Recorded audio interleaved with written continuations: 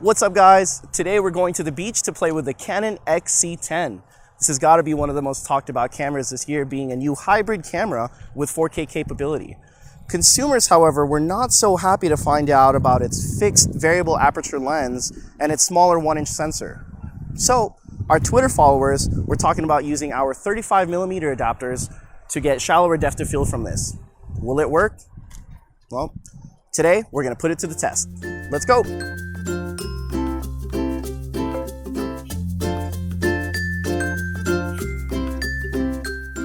Now before heading out, let's take a look at today's rig. Here we have the award-winning M3. The M3 is the last version of our 35mm adapters and was the first ever HD ready unit on the market, making it the perfect choice for today's experiment. We also have some beautiful Nikon glass to test with, like this older 24mm 2.8 and a beautiful Zeiss 85mm 1.4 that I'm really excited to play with. A few more tidbits here and there. We got our follow focus and our monitor, and we've got ourselves a 4K shoulder rig. When we arrived at the beach, we met with our friend Lauren, who despite the above 100-degree weather was super awesome and humored us for these tests. The beach was really packed, so we even actually had to break down the rig to its bare essentials to avoid getting flagged down. The original shoulder rig we put together was turning too many heads, and we were afraid it was getting too much attention. In this first shot, we're just at infinity. The left side is with the M3 and the right side is without. It's probably not the best test for shallow depth of field, but I wanted to see what the image looked like at infinity.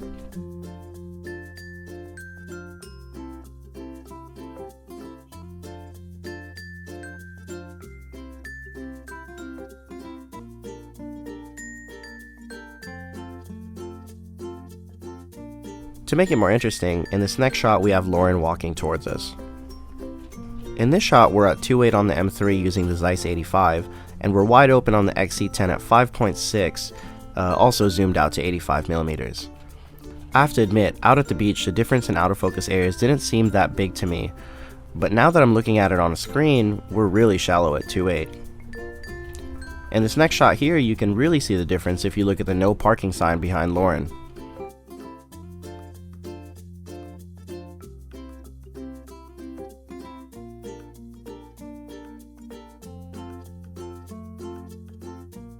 And here we are at 24mm at 2.8 on the M3 and 5.6 on the XC10 without.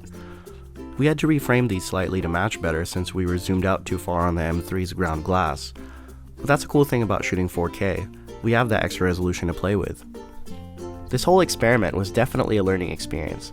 I have to tip my hat to generations before who used these 35mm adapters to make their films.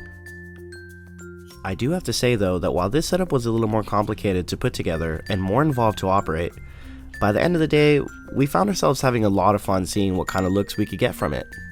Now, would I recommend XC10 owners buy an M3 for their setup?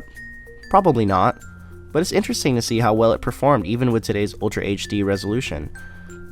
And maybe now I'm diving into the realm of in-camera effects, but I think it's great finding out what kind of looks you can get when you mix old tech like the M3 with something so new like the Canon XC10.